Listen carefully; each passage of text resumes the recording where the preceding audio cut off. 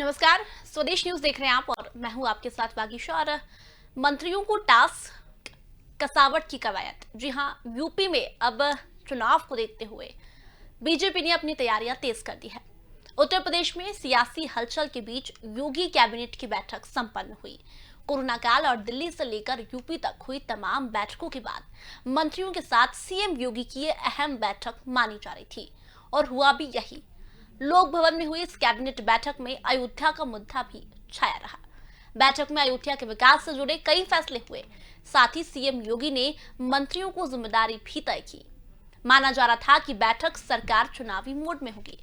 अब इस बैठक में मंत्रियों को भी कई टास्क दिए गए, जिसमें सीएम ने कहा कि मंत्री जून जुलाई में प्रभार वाले जिलों के हर ब्लॉक में प्रवास करेंगे। हर रोज कम से कम 2 ब्लॉक जाएंगे। इस दौरान उन्हें सरकारी योजनाओं, सीएचसी, पीएचसी कोटे की दुकान का निरीक्षण करना है, तो वहीं कार्यकर्ताओं की नाराजगी को दूर करना। कुल मिलाकर कैबिनेट की बैठक में सीएम योगी ने कहा कि मंत्री संपर्क और संवाद के ध्येय पर काम करें। अब सीएम योगी ने मंत्रियों को जो टास्क दिया है, इसके पीछे की मंशा क्या है? क्या सीएम योगी ग्राउंड जीरो से विधायकों की रिपोर्ट चाहते हैं? क्या बीते दिनों सीएम योगी की जो रिपोर्ट हाईकमान तक पहुंची है, सबका साइड इफेक्ट तो नहीं? क्या चुनाव से पहले सीएम योगी किसी तरह का कोई रिस्क नहीं चाहते? इन तमाम सवालों पर आज की बहस होगी, लेकिन पहले देखिए ये रिपोर्ट।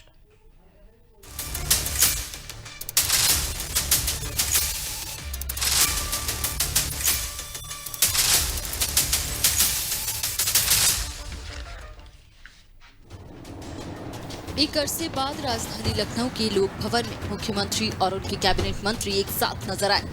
मौका था कैबिनेट बैठक का और पहले से ही माना जा रहा था कि इस बैठक में सरकार चुनावी मोड में होगी। यही हुआ।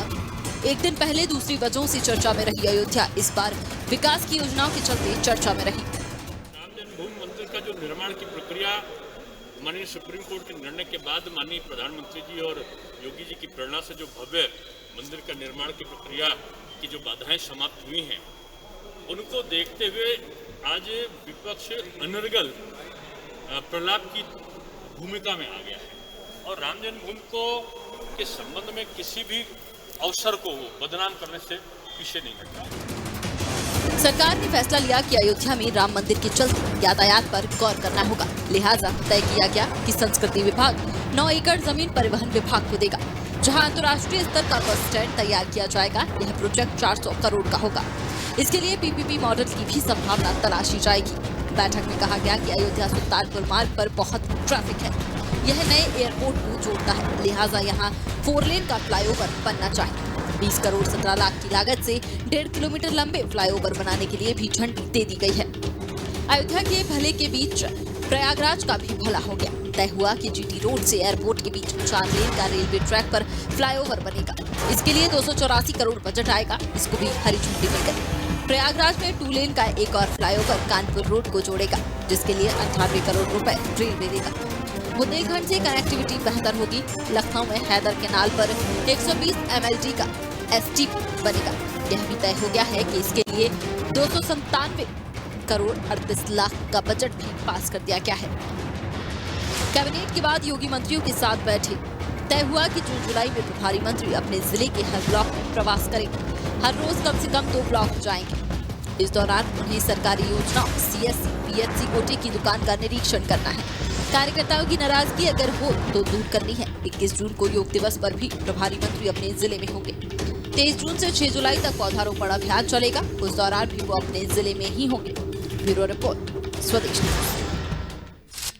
तो बता दें, कैबिनेट की बैठक में सीएम योगी ने तमाम मंत्रियों को, तमाम विधायकों को टास्क दिए हैं।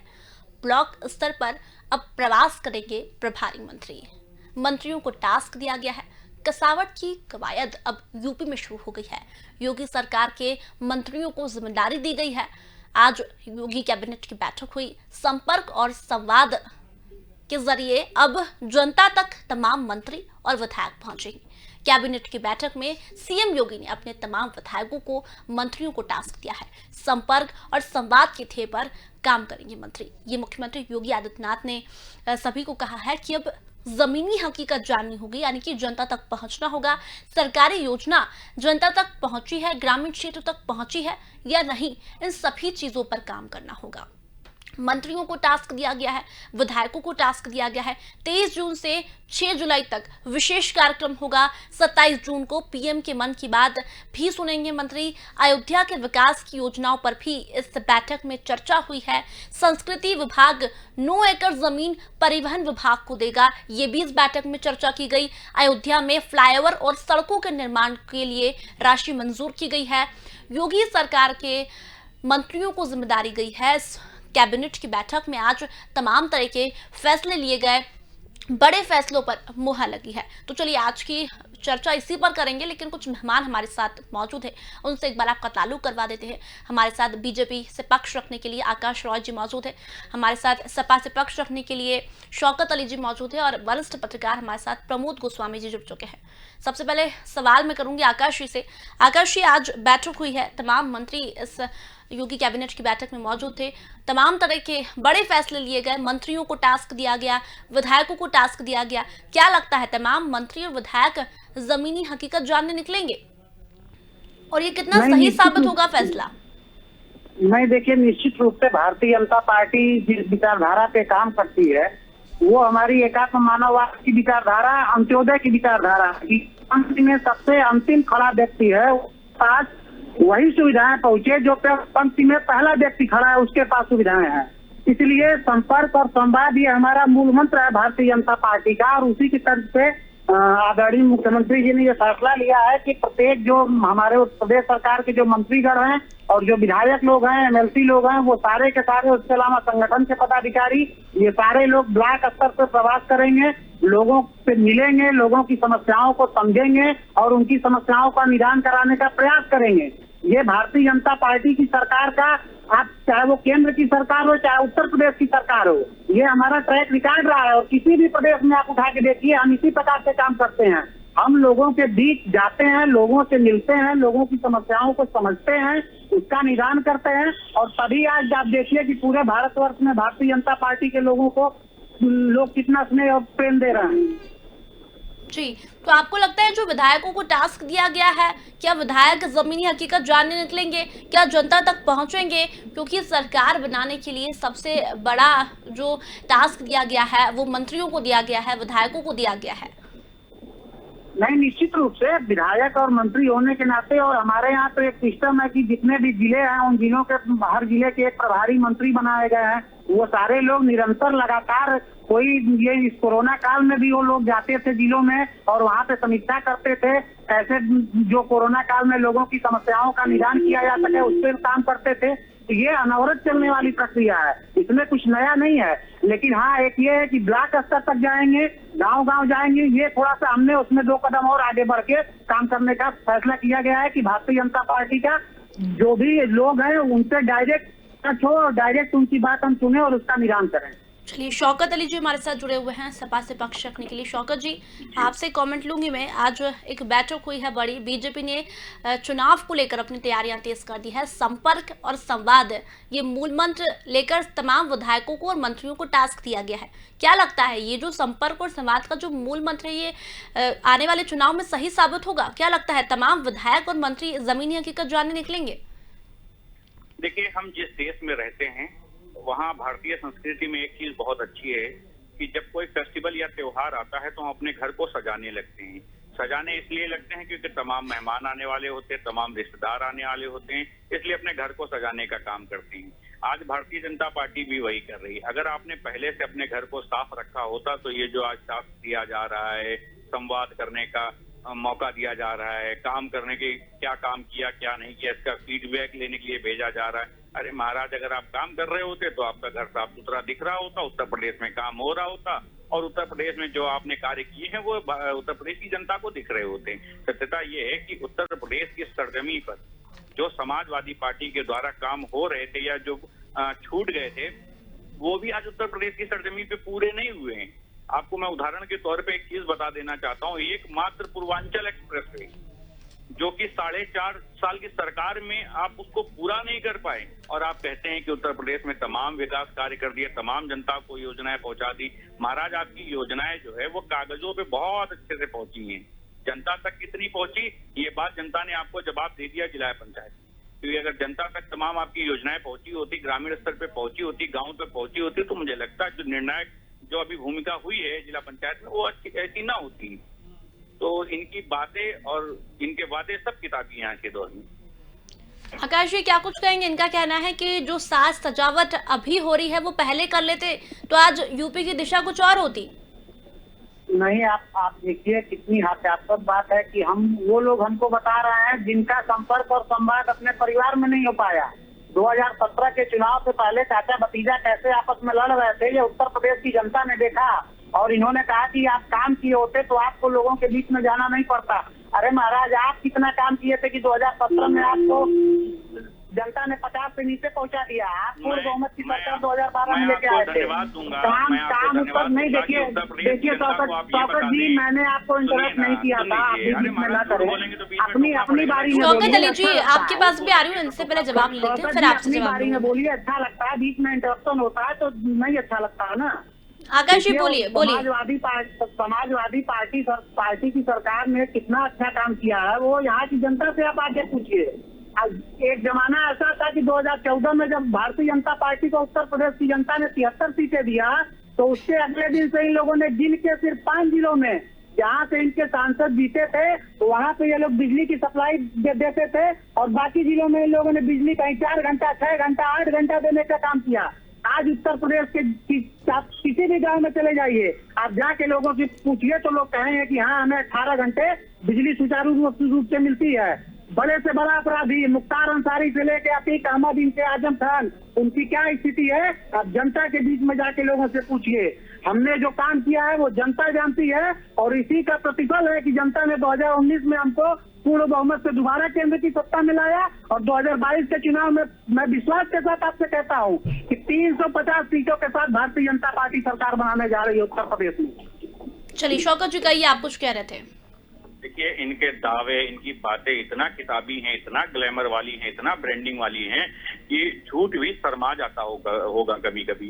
ये ऐसी बातें करते हैं, ये घास लगाते हैं और कहते हैं देखो उत्तर प्रदेश की जनता, ये हमने घास लगाई है, आने वाले समय में ये घास भी वृक्ष बन जाएगी और इससे आपको छांव मिलेगी। महाराज कितना गुमराह करोगे आप उत्तर प्रदेश। लेकिन शौकत जी एक बात मैं आपसे पूछना चाह रही हूँ, आपकी बात ध्यान रख के सबकी सुन ली, अब थोड़ा ध्यान रख के सुनिए। चलिए कहिए, फिर मुझे भी कुछ पूछना है, आप कहिए पहले अपने इनके सवालों का जवाब दीजिए। आपकी सारी बातों का कहिए। लेकिन थोड़ा देर मैं भारतीय जनता पार्टी के साथियों से पूछना चाहता हूं कि उत्तर प्रदेश की सरजमी पे वो 5 कॉलेज के नाम बताइए जिससे उत्तर प्रदेश के आम जनमानस को शिक्षा मिल रही है। वो 5 हॉस्पिटल भी बता दीजिए जिससे उत्तर प्रदेश की जनता को सेवाएं उपलब्ध हो रही। वो 5 एक्सप्रेसवे भी बता दीजिए जिससे जनता। अरे सुनिए ना महाराज, पहले धैर्य रख के सुनिए। अभी हमने सुना ना तो फिर मैं आपको बताने का काम करूंगा कि समाजवादी सरकार के द्वारा जो कार्य हुए थे उनका भरपूर जनता सहयोग ले रही है, उन पे सेवाएं मिल रही हैं। लेकिन भारतीय जनता पार्टी द्वारा बनाए गए वो 5 हॉस्पिटल के नाम बताइए जिससे उत्तर प्रदेश की जनता को सहयोग मिल रहा हो।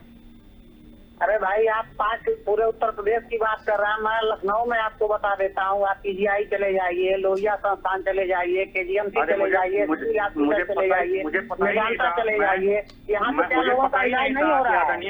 आदरणीय योगी जी ने पीजीआई बनाया। अरे मुझे पता ही नहीं किस सन में बन गया था ये पीजीआई, किस सन में मेदांता बना था, किस सन में लोहिया संस्थान बना था, समस्या यही है जब सरकार किसी की आती है तो उसकी सामूहिक जिम्मेदारी होती है पूरे उत्तर प्रदेश के लिए। और यहाँ पे कौन किसने बनाया, इसको नेताजी ने बनाया तो नहीं, ये खेल समाजवादी पार्टी और बहुजन समाज पार्टी के लोग करते थे कि आपने कोई काम किया तो हमने उसको बंद करा दिया, मैंने कुछ किया तो आपने बंद करा दिया। ये काम समाजवादी पार्टी और बहुजन समाज पार्टी और वो भी खास करके। चलिए शौकत जी और आकाश जी आप लोग एक एक करके बात रखिए तो दर्शक जो देख रहे हैं वो भी सुन पाएंगे। शौकत जी आपसे एक सवाल ले रही हूँ मैं। शौकत जी आवाज पहुंच पा रही है आप तक मेरी? बिल्कुल। सवाल ये है कि आपने कहा कि समाजवादी पार्टी ने इतना काम किया है तो फिर सरकार बीजेपी की कैसे बनी? जनता ने फिर बीजेपी को कैसे चुना? फिर सपा को आना था। बता देना चाहता हूँ कि देश में सबसे ज्यादा गुमराह करने वाली अगर कोई पार्टी थी, ब्रांडिंग करने वाली पार्टी थी, वो झूठ बोलकर कुर्सी पे आश्रित हो गए। मैंने आपको बहुत गंभीरता से आप एक बात बताई, शायद आप उस बात को समझ नहीं पाई। मैंने कहा ये वो पार्टी है, ये वो लोग हैं जो घास लगाते हैं और कहते हैं महाराज ये आने वाले समय में वृक्ष बन जाएगी और इससे आपको छांव मिलेगी। इतना ब्रांडिंग करके आए थे, इतना गुमराह करके आए थे, इतना झूठ बोल के आए थे, अरे पूरा भारत गुमराह हो गया। अभी भी कुछ बचा है क्या? उसके बाद जब देश को लगा कि ये घास बड़ी हो नहीं रही है, जनता सब जानती है शौकत जी, जनता को उल्लू नहीं बना सकती सरकार ज्यादा दिन। जहाँ तो जवाब दे रही है जनता। जिला पंचायत में जवाब मिला या नहीं मिला? जिला पंचायत में जवाब मिला है, आने वाले समय में उत्तर प्रदेश में भी जवाब मिलेगा, विदेश में भी जवाब मिलेगा। देश की जनता इनको जवाब देगी। शौकत जी, पंचायत चुनाव को हम विधानसभा चुनाव से जोड़ के नहीं देख सकते ना? ये भारतीय राजनीति में रहा है, ये भारतीय राजनीति में हमेशा रहा है और सभी दलों के लिए रहा है। जब भी कोई छोटा चुनाव हुआ और उसके परिणाम से बड़े बड़े राजनीतिक विशेषज्ञों ने भी इसका मायने निकाला है और कहा है कि आने वाला समय ये विपरीत हो सकता है। और लोग, बहुत सारे ऐसे राजनीतिक दल रहे जिन लोगों ने अपने आप को संभाल लिया है और बहुत सारे ऐसे रहे जो विफल हो गए हैं। आकाश जी, आपसे कमेंट चाहूंगी मैं। आकाश जी, आप तक मेरी आवाज पहुंच पा रही है? जी जी, बताइए बताइए। जी, अभी शौकत जी ने क्या कहा कि यूपी पंचायत चुनाव में तमाचा मिल गया होगा जनता को, ये कह रहे हैं ये? नहीं, यूपी पंचायत चुनाव के अभी जिला अध्यक्ष के चुनाव और प्रमुखी के चुनाव बचे हुए हैं और आंकड़े उठा के देखेंगे तो भारतीय जनता पार्टी नंबर 1 रही है। इनको तो आपने जनता को गुमराह किया, ये कह रहे हैं शौकत जी?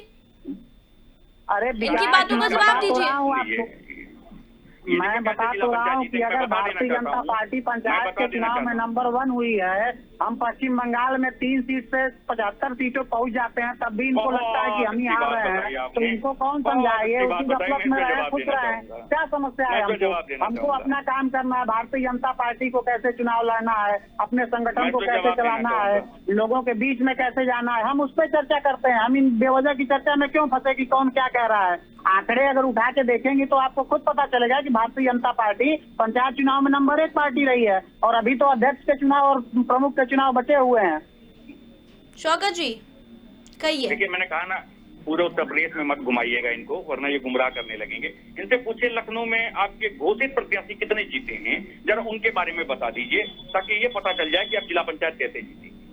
आपको जानकारी ना हो, मैं आपको बता देना चाहता हूँ कि 3 प्रत्याशी जीते हैं। सुन लीजिए, लखनऊ की 25 सीटों में 3 सीटें जीती हैं और कहते हैं हम जिला पंचायत जीत लेंगे। अरे महाराज, कितना ग्लैमर है आपका, कितना ब्रांडिंग वाले लोग हैं, कैसे जीत लेंगे आप? जब आपके खरीद विरोध करेंगे क्या?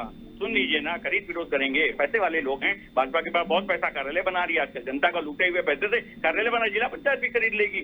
सत्यता ये नहीं। भारतीय जनता पार्टी जानती है। सुन लीजिए, खरीद फरोख्त कौन करता है, गुंडागर्दी कौन करता है, अपराधियों को अपने पार्टी से टिकट कौन देता है, ये उत्तर प्रदेश की जनता बेहतर जानती है। इस पर चर्चा करने का क्या मतलब है? कर दे रहा हूँ, दुनिया भर की चीजों को मत दोहराइए। मैं आपकी हकीकत, भारतीय जनता पार्टी के लोगों को सच पता है। मैं आपको बता देना चाहता हूँ, एक पत्नी होती है, जानती है उसका पति नकारा है, किसी काम का नहीं, बिल्कुल नकारा, घर बैठा रहता है। लेकिन जब उसके घर वाले, मायके वाले उसके घर आते हैं तो अपने पति की बहुत तारीफ करती है। मजबूरी होती है ना उसके सामने, क्योंकि अगर अपने पति की हम बुराई करेंगे तो मेरे घर की बुराई होगी। तो भारतीय जनता पार्टी के हालात भी कुछ इसी तरह हैं, इनके कार्यकर्ताओं के भी हालात इसी तरह हैं। जेल में हत्याएं हो रही हो, कहा जाता था समाजवादी पार्टी में अपराध नहीं रुक रहा था। आकाश जी, इतने आरोपों का जवाब क्यों नहीं देते थे आप? आकाश जी जी, इतने आरोप है तो जवाब क्यों नहीं देते थे आप भी? नहीं, मैं जवाब दे रहा हूँ। आरोप इनके जो भी हैं वो उत्तर प्रदेश की जनता उसका बेहतर जवाब 22 के चुनाव में देगी, लेकिन इनके आरोपों में कोई दम नहीं है। सब हवा में बात करते हैं ये लोग। मैंने इनसे पूछा ना, और उत्तर प्रदेश की जनता जानती है भैया कि गुंडागर्दी कौन करता है, अपराधियों को संरक्षण कौन देता है। बागपत उत्तर प्रदेश में नहीं है। मुझे लगता है उत्तर प्रदेश की राजधानी लखनऊ, वो भी उत्तर प्रदेश में। चलिए आकाश जी, अगर ये आपकी कमियां गिना रहे हैं तो आप भी बताइए ना। फिर आप कह रहे हैं कि सपा ने कुछ नहीं किया, तो फिर आप भी कमियां बताइए। नहीं, सब समाजवादी पार्टी ने अगर उत्तर प्रदेश की जनता के लिए किया होता तो या तो फिर ये जनता पे सवाल उठा रहे हैं कि जनता ने हमको चुन लिया, जनता ने गलत किया। अगर जनता को कहीं ना कहीं ये लगा ये एक समस्या उस समय एक ऐसी थी कि लोगों को मतलब आप सोचिए कि किसानों से लेके गरीब जनमानस को, जहाँ पे लोग सिंचाई के लिए जिनको बिजली नहीं मिलती थी, पढ़ने के लिए बच्चों को बिजली नहीं मिलती थी, अपना रोजगार चलाने के लिए जो मशीनें चलाते हैं उनको बिजली नहीं मिलती थी, वो बिजली की जो व्यवस्था हुई है उससे जनता प्रसन्न है। आप गाँव में जो लोगों को आवास के जो आवास मिलते थे उसको उसके खाते में पैसा देकर हमने उसमें दलाली बंद किया। आप जब तरह तरह के बेहतरीन फैसले उत्तर प्रदेश की जनता के हित में जब लिए जा रहे हैं तब जनता हमारा समर्थन करती है। इन लोगों को सिर्फ और सिर्फ उत्तर प्रदेश में ऐसा माहौल बनाना ये चाहते हैं कि लोगों में अराजकता फैले, हिंदू मुसलमान का चुनाव हो, ये विकास के नाम पे हमसे बात ही नहीं कर सकते समाजवादी पार्टी के लोग। महाराज क्या विकास किया हम तो सुनना चाह रहे हैं। अरे उत्तर प्रदेश की जनता जो दर्शक देख रहे हैं सुनना चाह रहे हैं विकास क्या किया, नाम बताइए ना महाराज, हम भी सुने ना कौन मैं चुनौती के साथ आपसे कह रहा हूँ कि आप देखिए, मैं माफी मांगूंगा। शौकत जी बोलने दीजिए ना, आकाश जी को कुछ बोल रहे हैं। मैं आपको बता रहा हूँ, नाम आप सुनेंगे तब तो मैं बताऊंगा। आकाश जी मैं देखिए आपके ये स्वदेश न्यूज के माध्यम से मैं पूरे जो भी लोग सुन रहे होंगे चाहे प्रदेश में देश में, मैं उन सबसे और आपको भी ये बताना चाहूंगा कि आप दो शहर जो सबसे बड़े शहर हिंदुओं के मतलब जिनकी प्राचीन मान्यता है कि अयोध्या और काशी, उन शहरों को जानबूझ के कैसे विकास मतलब वहाँ पे किया ही नहीं गया पिछले 15 सालों में, उसको हमने जब मोदी जी वहाँ से सांसद बने 2014 में, आप जाके किसी भी बनारसी से पूछिए कि वहाँ पे विकास कैसे हुआ। आप अयोध्या में चले जाइए, अयोध्या में किसी भी अयोध्यावासी से पूछिए, वो बताएंगे विकास क्या होता है। सिर्फ हवाबाजी करने से बात नहीं चलती है। कितनी दूर है तो भाई आप जाके देखिए ना, अयोध्या जाके देखिए, अयोध्या काशी जाके देखिए। मैं तो चुनौती के साथ कहता हूँ, आप भी चलिए, प्रदेश न्यूज के लोगों को लेके चलिए और आप देखिए क्या काम हुआ है महाराज। जहाँ आपने विकास किया मैं उसी जगह का। लेकिन शौकत जी एक सवाल मैं आपसे भी करना चाह रही हूँ, आपने कहा कि बीजेपी ने जनता को गुमराह किया, तो अखिलेश यादव जो समाजवादी पार्टी इतने सालों से राज करती आ रही है यूपी में, जनता ने इतनी जल्दी भरोसा कर लिया बीजेपी पर और सपा को वहां पर सपा नहीं आ पाई। फिर देखिए एक बात आपको बता देना चाहता हूँ, राजनीति में पूर्ण विराम नहीं होता है, कभी भी अर्धविराम है।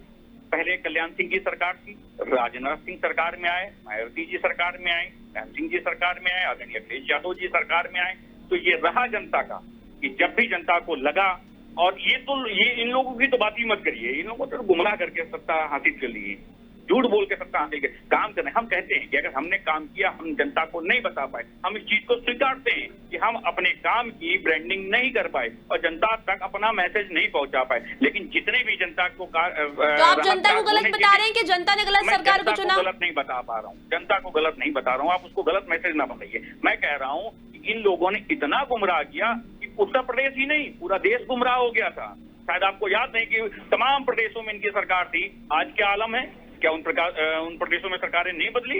क्यों छोड़ा उन लोगों ने भारतीय जनता पार्टी का साथ? क्यों लोगों ने उनको चुनाव हराने का काम किया? क्योंकि उनको समझ में आया ये दो कार्य के सत्ता में तो आश्रित हो जाते हैं, कुर्सी पर बैठ जाते हैं, लेकिन जब कुर्सी पर बैठ जाते हैं तो इनसे सवाल जवाब नहीं होता है। चलिए आप कह रहे गुमराह किया, आप कह रहे गुमराह किया, तो किस मुद्दे पर गुमराह किया वो बता दीजिए, फिर मैं आकाश जी से जवाब लूंगी। मैं जवाब देना चाहूंगा इनका इस बात का। कहिए आकाश।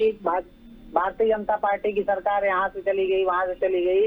अरे आप जाके पता करिए, हमारे पास ऐसी राज्य हैं जहाँ पे हम पिछले 3 दशकों से लगातार सरकार चला रहे हैं। आप जाके गुजरात में देखिए डेवलपमेंट क्या होता है। अभी हमको 5 साल मौका दिया है उत्तर प्रदेश की जनता ने, और इस 5 साल में हमने वो कर दिया है। एक जमाना था कि यहाँ पे पूर्वांचल में आप किसी भी जिले में चले जाइए तो कहीं 4 लेन की एक सड़क नहीं दिखती थी, लेकिन आज योगी जी के नेतृत्व में उत्तर प्रदेश का कोई जिला ऐसा नहीं बचा है जहाँ पे हमने 4 लेन की सड़क न पहुंचाई हो। हमने गांव में कोई भी, चाहे वो बुंदेलखंड का क्षेत्र हो, पश्चिम का क्षेत्र हो, ब्रज का क्षेत्र हो, देवी पाटन मंडल का क्षेत्र हो, पूर्वांचल का क्षेत्र हो, कहीं पे भी जहाँ पे बिजली हमको, आप सोचिए कि 18 घंटे गाँव में बिजली दे रहा है, 24 घंटे महानगरों को बिजली दी जा रही है।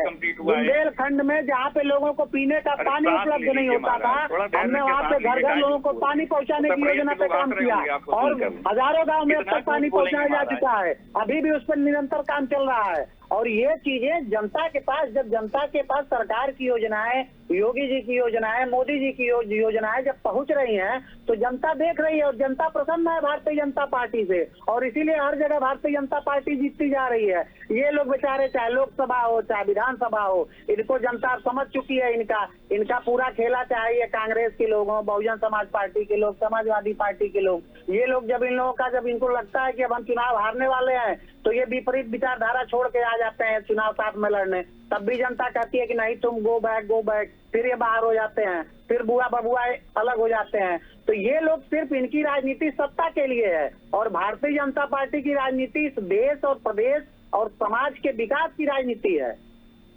चलिए शौकत जी, आखिरी कमेंट लूंगी मैं आपसे। मैं भारतीय जनता पार्टी के लोगों से बहुत साधारण भाषा में पूछना चाहता हूं और बहुत विनम्रता से पूछ रहा हूं कि महाराज मुझे वो 5 कॉलेज बताइए जो उत्तर प्रदेश की सरजमी पर आपने बनाए और उसका उपयोग उत्तर प्रदेश की जनता कर रही है। और उन 5 हॉस्पिटल को बड़ी विनम्रता के साथ कह रहा हूँ, नाम के साथ बताइए, किस जिले में बने हैं वो बताइए, ताकि ये उत्तर प्रदेश की जनता को पता चल सके कि आपने बनाए। और अरे महाराज, हमें आप बता रहे हैं, मुझे लगता है कि आप स्वराज चैनल ने खबर नहीं चलाई होगी, आपने बन गया और योगी जी उसका उद्घाटन। चलिए, चर्चा के लिए इतना ही समय था मेरे पास में। दोनों मेहमानों को धन्यवाद कहना चाहूंगी मैं। चर्चा के लिए इतना ही समय था, दोनों मेहमानों को धन्यवाद कह रही हूँ मैं यहीं पर। तो बता दें, यूपी में अब कसावट की कवायद तेज हो गई है। मंत्रियों को टास्क दिए गए हैं मुख्यमंत्री योगी आदित्यनाथ के द्वारा कि अब जमीनी हकीकत जानने के लिए तमाम विधायकों को, मंत्रियों को हर 2 ब्लॉक में जाना होगा। यानी कि जनता तक सुविधाएं पहुंच पा रही है या फिर नहीं, इन चीजों की जानकारी, इन चीजों का ब्यौरा लेना होगा, और जो योजनाएं, सरकारी योजनाएं जनता तक नहीं पहुंच पा रही है, उन योजनाओं को पहुंचाना है। यानी कि अब जो चुनाव आने वाला है उसको लेकर अब मुख्यमंत्री योगी आदित्यनाथ ने तैयारियां तेज कर दी है। वहीं उन विधायकों की भी लिस्ट उन्होंने निकाली है जो इस सरकार के खिलाफ है, यानी कि मुख्यमंत्री योगी आदित्यनाथ के खिलाफ है और सरकार की छवि खराब करने की कोशिश कर रहे हैं। उन विधायकों की भी लिस्ट निकाली गई है। वहीं तमाम विधायकों को और मंत्रियों को कुछ टास्क दिए गए हैं जिसके तहत जनता के बीच अब तमाम मंत्रियों को, विधायकों को जाना होगा और जमीनी हकीकत जाननी होगी। तो फिलहाल चर्चा में इतना ही, जल्दी लौटेंगे, तब तक बने रहिए स्वदेश न्यूज के साथ।